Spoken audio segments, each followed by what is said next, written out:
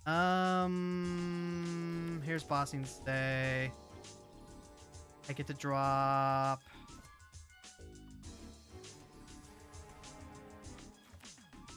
Safekeeper first. And then I do get a chance to play Sylvan Tutor and then use Library a little bit more proactively on the next turn, rather than constantly having to hold up to it.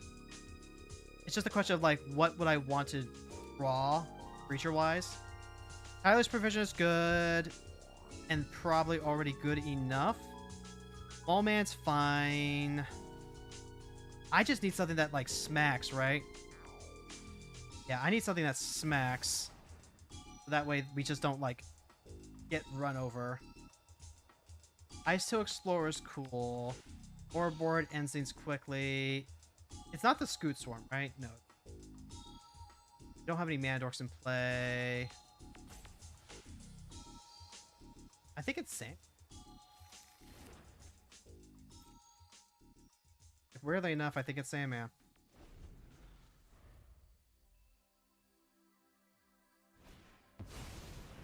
I feel the only thing that can somewhat stack up to it lore-wise is the Biblioplex from Strixhaven. I mean, I'm pretty sure it's a reasonable thing to believe that the Biblioplex is based on the idea of the Library of Alexandria. Like, this is just the thing that, you know, libraries of all knowledge are based off of. I mean, let's see if they win the flip first.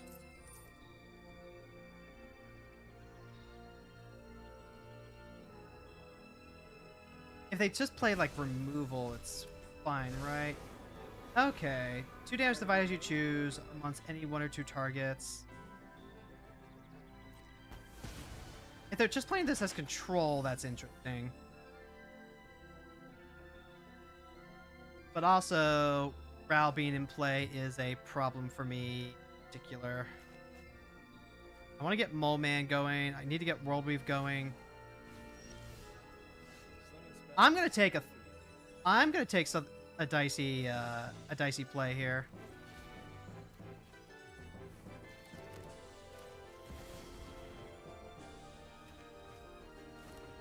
All right, let's see what the wizard deck can do when it has, like, free reign over control.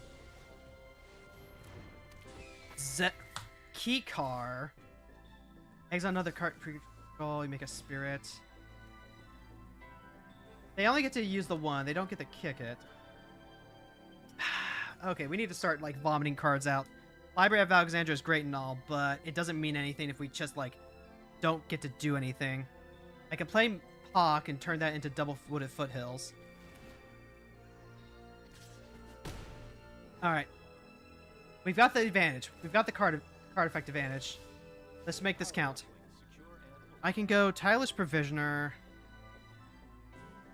Hawk is just, like, probably the easiest thing to do. Play Hawk, play land, get 2 lands. If I play the Tireless Provisioner, land comes into play. World Weave is going to happen regardless, so do that. Do that because this helps double all the lands out. We can go Tireless Provisioner into additional stuff. Player of Denial to stop Hawk. That is a fantastic trade for us. Now, the question is, am I willing to play Wooded Foothills right now? I have Mole Man, so the answer is no. I could hold that. I probably should have held that. I should have held that. Okay, so we have 2, 3, 4, 5, 6.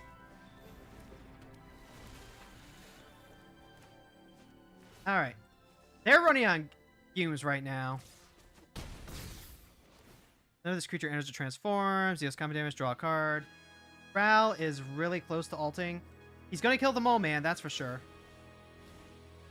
Yep, he's going to kill the Mole Man. Evondo, that's cool. Hold on, just to double check. We have Sylvan Safekeeper as a thing we can do. We also have Pock that we can do. What are we missing? We're missing creature, land, sorcery. We would have to have instant or artifact. Instant or artifact. I don't have a way to get that into play right now. Alright, so here's you social engineering. First things first, I'm going to go ahead and tap this because we are just straight up not going to be drawing enough cards here. Dark Depths. Okay. Now we get to go drop a treasure.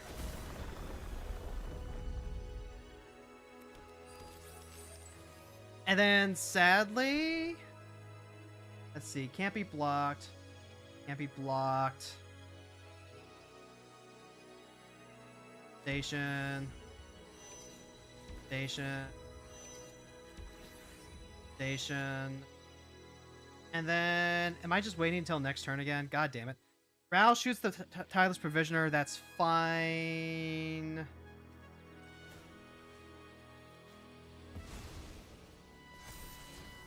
Okay, that helps out a bit. I can map. That's definitely a good use of the treasure.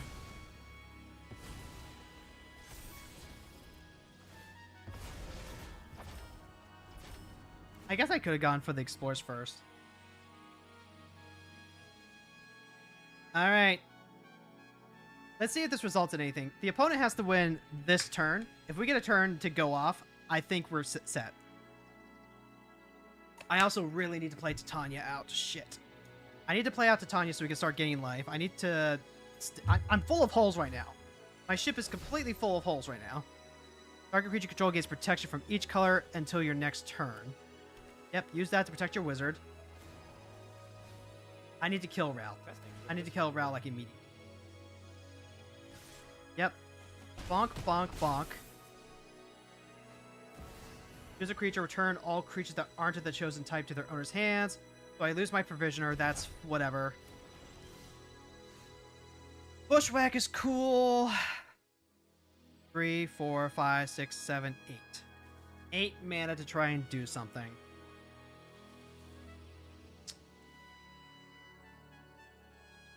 Fucking. Oh. So then what do we do? Provisioner. We play 3, 4, 5, 6, 7, 8.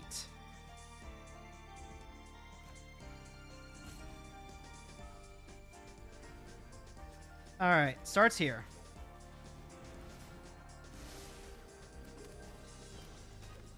Then it starts here.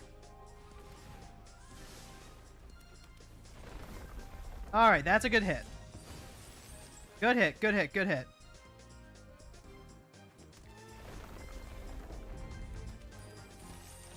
Alright, now we can go ahead. We can play Titania.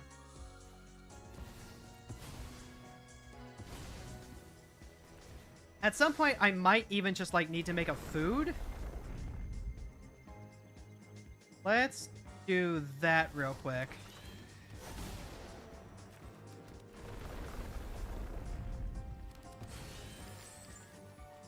And then we even have, like, Dark Deaths available.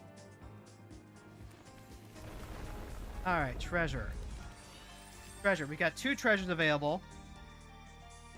I don't have any additional land drops I can play out, right? No? Alright. Then...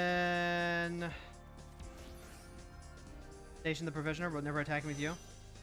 Station with the Mole Man. You're never doing anything. Am I going... Never do anything with you.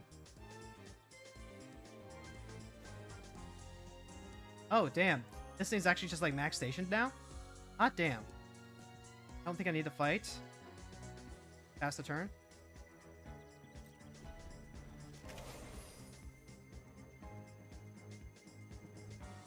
So now they have to wipe our board in order to completely negate the Evendo here.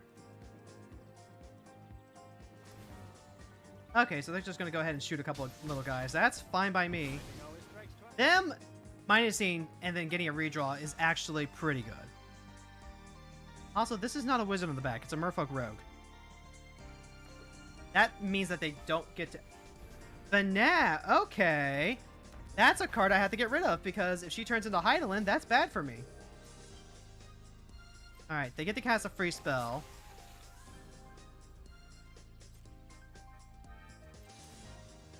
And they might just, like, shoot the other token if they have it. Nope, they're done. We managed to Okay. Chat, I'm not apologizing for this, so, like, you know, buckle up. We weathered the storm. Good job. So, like, this is interesting, right? If you want to build this is an example of a deck that I really don't like building. I think this is very much a fun commander design. This is not an effective one-on-one design. Which makes sense. This is a commander design card that they gave us the option to build in Brawl. And it's the kind of commander that I don't enjoy playing in Brawl, because it makes you work so much harder than what a lot of the other decks it's going to get matched up against are doing. So essentially what this is an A plus B plus C commander to get, like, the full value. You see our opponent here, and they're playing, like, you know, a bunch of fun wizards. There's nothing wrong with that. They're playing, you know, fun wizard stuff. This deck was at its strongest when they were getting to cast a bunch of spells for free and gaining tempo off that, right? Now, I think you could absolutely still do that if you just do Gandalf and just keep that as an A plus B. But this player is trying to get max value off of Gandalf by playing more wizards. That feels wrong. That feels incorrect, because you just need value off of Gandalf to cast free spells, and then literally everything else you're playing should be control.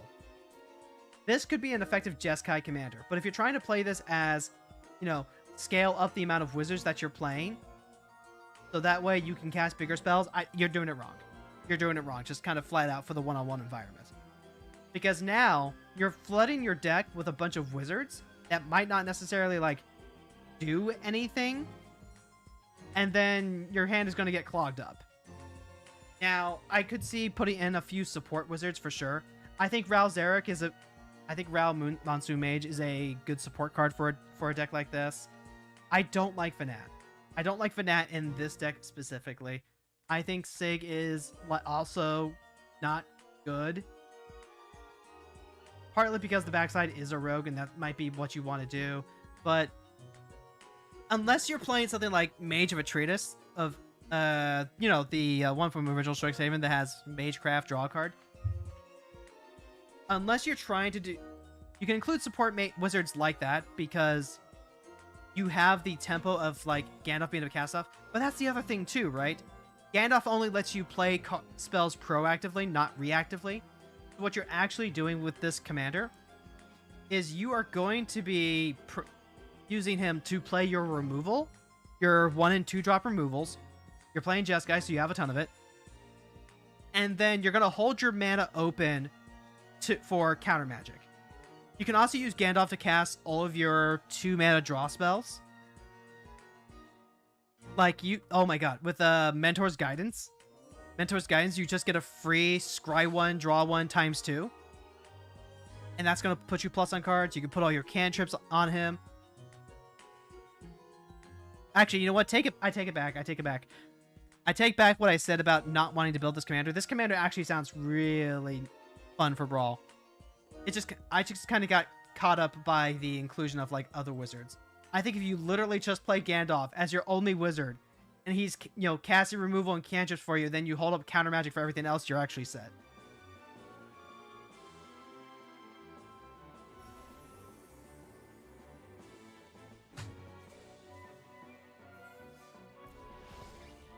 Orcus Goblin Cleaver, yay!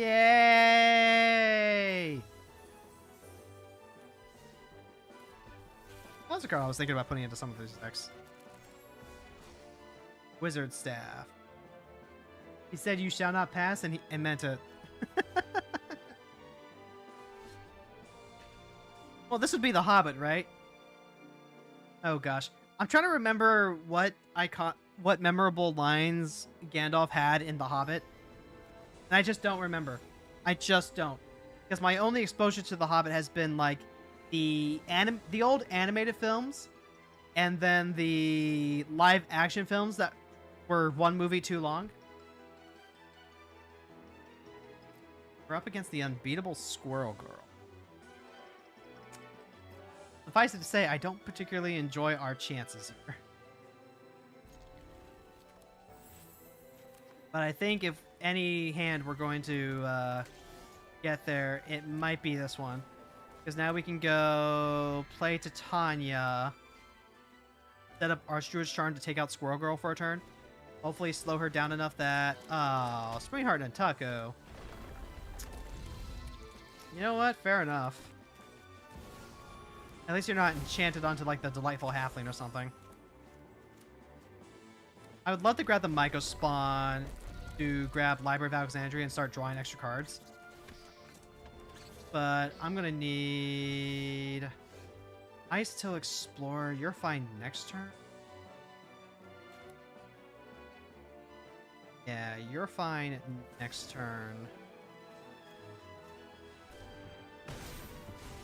Bam! Shot. But the squirrels look so cute. The squirrels are very fluffy. They are very, very fluffy. Enter's tapped. Let's start getting ourselves some land equity, I think. Buff the life total just a little bit. Next turn, we could drop the Ice Till Explorer, and we can set up for a Myco Spawn. Otherwise, we're going to have to use Kogla to get rid of Squirrel Girl. That is fine by me. Shared Roots is... Notably, Library of Alexandria is, Actually, that might be okay, actually. I would love to get more lands in there, but more lands are just going to naturally get in there.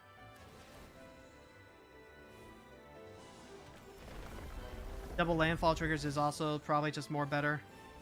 I don't have the time to go and get Ivando. I need to keep going for life gain here to offset any of the nitpicking from the squirrels.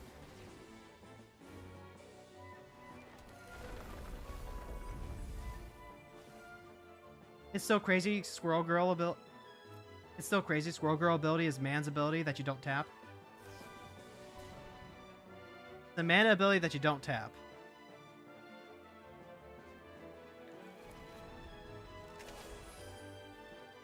Oh, that doesn't require a tap. Yeah, kind of... Ah, fuck. Ah, fuck. This thing just made all their stupid little tokens, like, really fucking good. Okie dokie. Fanatic Aronis. They're gonna go for the one ring. Understandable. Have a nice day. I need a way to get rid of that Enduring Vitality now. Sylvan Scrying. That'll do. That'll do.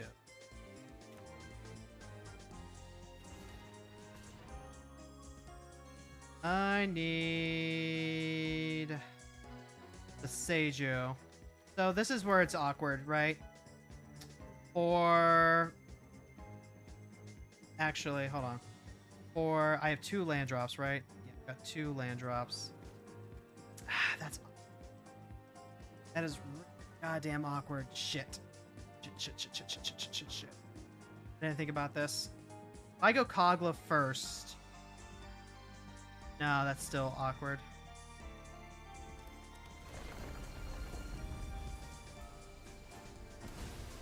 I can still play Kogla, get rid of the Enduring Vitality, I guess.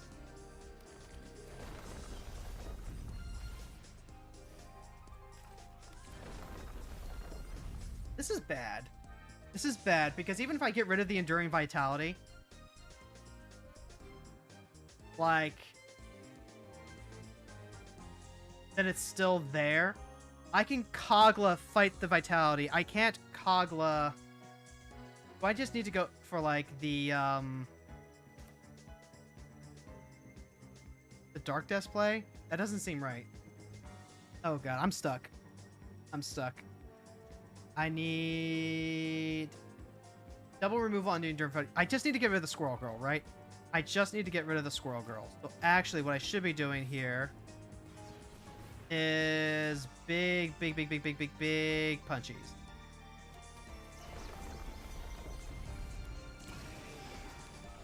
And then when Enduring Vitality dies,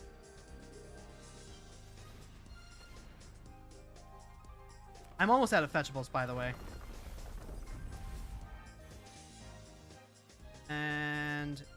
No attacks past turn. They're gonna get to make a million squirrels. This is correct. And I just literally don't have anything to stop that. I've got this Beseiju here. If mana isn't the choke point, then I'm gonna have to Beseiju the Shrine, yeah? I'm gonna have to actually Beseiju the Shrine. Oh, Jesus Christ. If you tap a permanent for mana, it produces 3 times that much instead.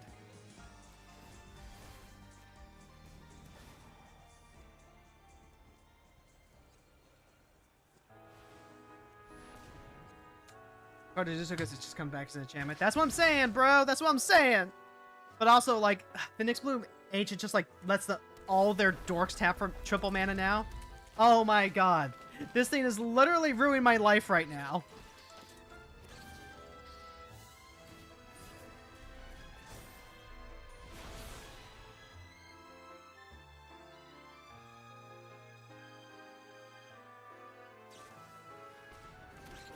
Yep. They are, like, at critical mass, and I have no way to deal with this. I wish I had, like, a Ratchet Bomb or something.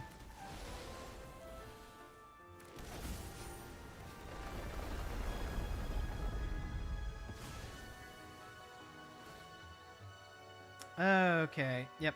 I have, like, 2 lands. Ghost Quarter doesn't do it. Shifting Woodlands doesn't get there. Origin and Metal Bending's cool, I guess. Do I have anything in here that helps me out?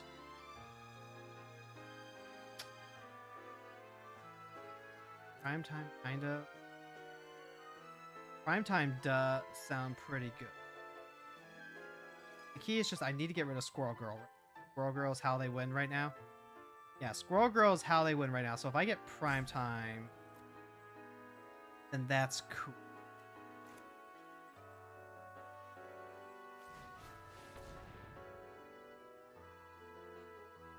And then it's also like, yeah, so this gives them triple mana anyway, though.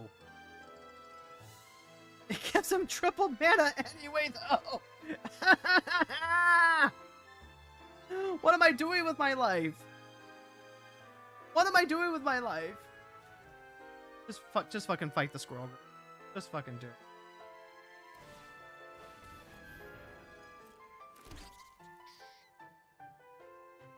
So Virtuous Strength on legs? Yeah. See, this is why Virtuous Strength really isn't worth playing. Because you can just play this fucker, and this thing is just so much better. Yep. Alright, Squirrel Girl, you get this one. I could... That stupid Enduring Vitality.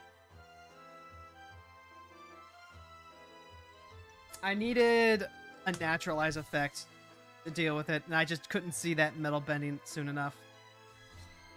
It is what it is. It absolutely is what it is. Like, mono green versus mono green, it's just whoever gets their big stupid things out faster. And unfortunately, we couldn't get stupid enough. Maybe if I'd gotten Scoot Swarm online, like if I'd found Scoot Swarm, that could have been the thing.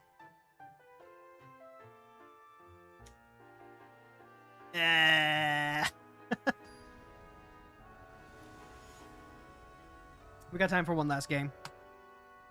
Aura the Imitator. This might not be much of a game. Up against blue-black. As long as the top card of your library is a fairy or an instant, you can look at it anytime you can, and you may cast it. You cast fairies as though they had flash. Flying, lifelink, probably going to be blue. Sylvan Tutor can grab Delighted Halfling. Badger Mole Cub is a good follow-up. Hogla, Mycospawn. I guess this is worth keep.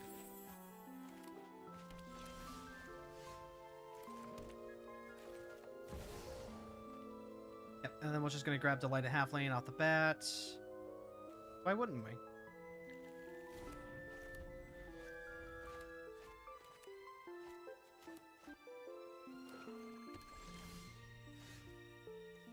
Okay, so we can go Snow-Covered Forest. And then 1, 2, 3, 4, 5, 6. if we crop rotation for a Library of Alexandria, that would be pretty good against a control. So let's do it like that. This is Flash, though. So that's part of... So that's something that's a little awkward. Play yet. Another Forest. And then pass the turn. They have to play something eventually. And the second they do, we can go crop rotation. It's a little awkward if they have exactly Force and Negation. I can play around a daze. I can't...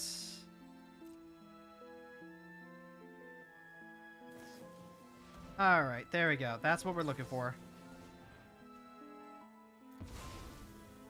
Now we can grab Library of Alexandria, and that might let us fight through the... I guess there's also Argoth. Argoth is pretty okay.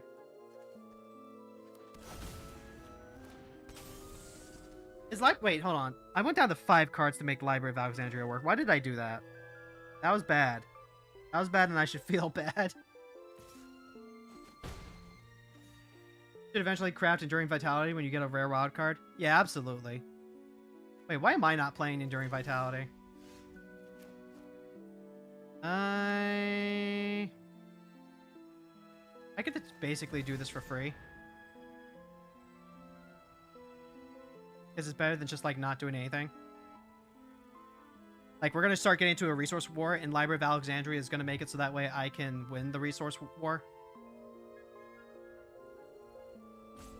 You really don't want to be fighting a control deck on their terms, but who knows. I guess I could have grabbed, like, Cavernous Souls. That would have been pretty good. Yeah, I guess if I'd gotten Cavernous Souls, that would have made it a lot harder for them to do anything. But I do love drawing free cards.